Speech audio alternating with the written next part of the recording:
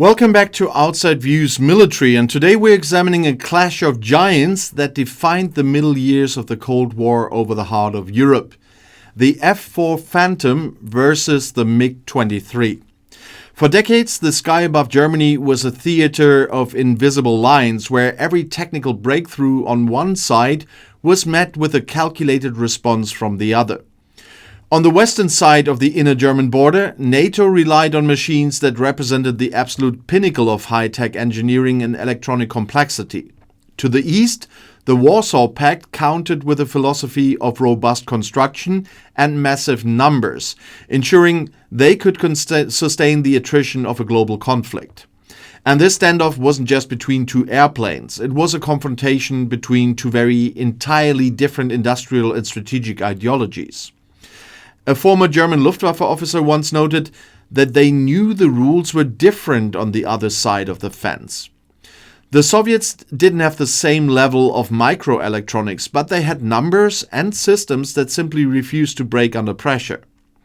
The West bet on technological superiority, the idea that one high-end jet could defeat 4 or 5 cheaper opponents.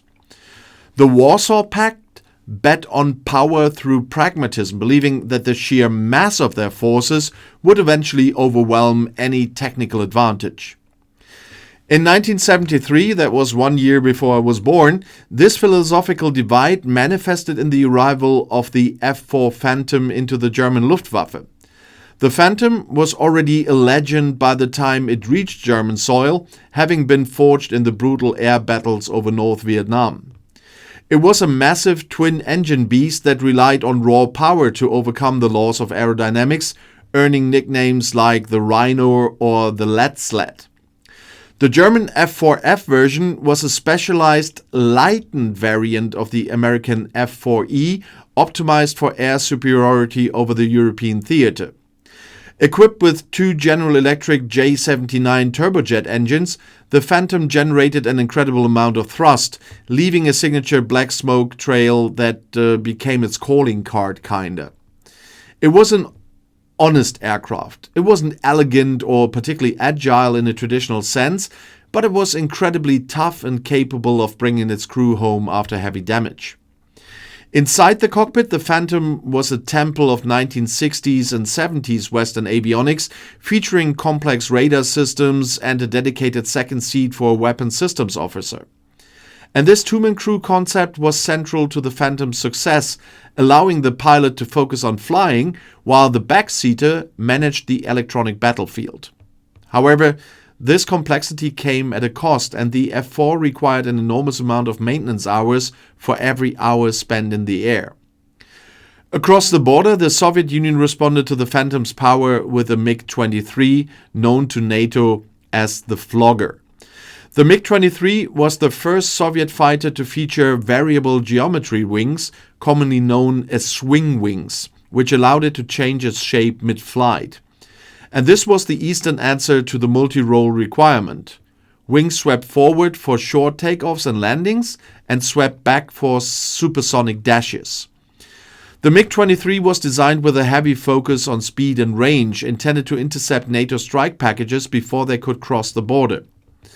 Unlike the Phantom, the MiG-23 was built with Eastern pragmatism, featuring simpler systems that were designed for rapid mass production. The Soviets didn't expect every MiG-23 to survive for 30 years. They expected them to be available in the thousands if the balloon went up. And this pragmatism meant that the cockpit was a cramped, purely mechanical environment that would have looked primitive to a Western pilot. The MiG-23 was also famously difficult to handle, requiring a pilot's constant attention to avoid dangerous stalls or structural failures during wing transitions. The swing wing mechanism was complex and prone to mechanical issues, representing a rare moment where Soviet design stepped into high-risk territory. In a theoretical engagement over the Fulda Gap, the F-4 Phantom would have used its AN/APQ 120 radar to try and secure a long-range kill. However, the early German F-4Fs were delivered without the capability to fire the radar-guided AIM-7 Sparrow missile, a controversial decision intended to save cost and emphasize visual dogfighting. And this meant that in the early years, the high-tech Phantom was forced into the same visual arenas as the MiG-23, using its M61 Vulcan cannon and Sidewinder missiles. The MiG-23, meanwhile, carried the R-23 or R-24 missiles, which gave it a genuine beyond visual range threat that the Luftwaffe had to respect. The MiG was also faster in a straight line, able to reach Mach 2.35, allowing it to dictate the terms of the engagement through high-speed slash and dash tactics.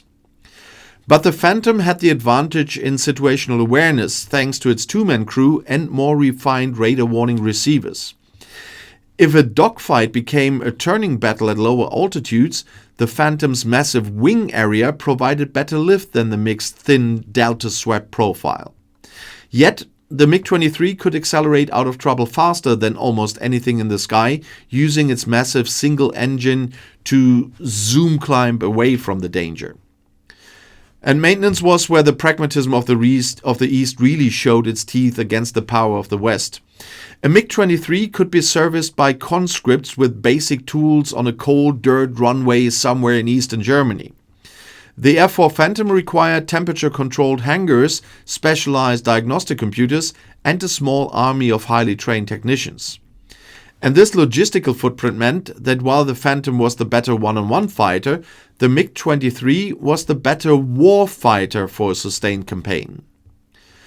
The German Luftwaffe eventually upgraded their Phantoms under the Improved Combat Efficiency or ICE program in the late 1980s. And this turned the old Rhino into a modern sniper, giving it the AN/APG-65 radar from the FA-18 and the ability to fire AMRAAM missiles.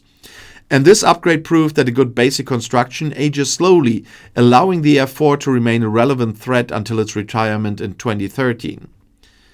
The MiG-23, by contrast, was phased out more quickly in many Warsaw-packed air forces after the Cold War, replaced by the more pilot-friendly MiG-29. The MiG-23's complexity and handling quirks made it less attractive for cash-strapped post-Soviet states compared to the reliable Phantom. And when we look at these two aircraft today, we see the physical manifestation of the two different ways to prepare for the end of the world. The F-4 Phantom was a sledgehammer wrapped in velvet, a machine that used brute force and sophisticated electronics to dominate the air. The MiG-23 was a switchblade designed for mass production, a high-speed interceptor that sacrificed ergonomics for raw performance and availability. Both aircraft were the peak of their respective eras, transitioning the world of combat aviation from simple interceptors to true multi-role platforms.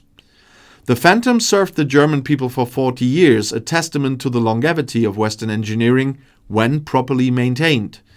The MiG-23 served as a warning to NATO that the East could innovate and match Western speed and range through clever, if difficult, engineering. And these two icons never met in a shooting war over the German border, and for that, history is much the better. But their legacy remains in the cockpits of the Eurofighters and the F-35s that patrol those same skies today.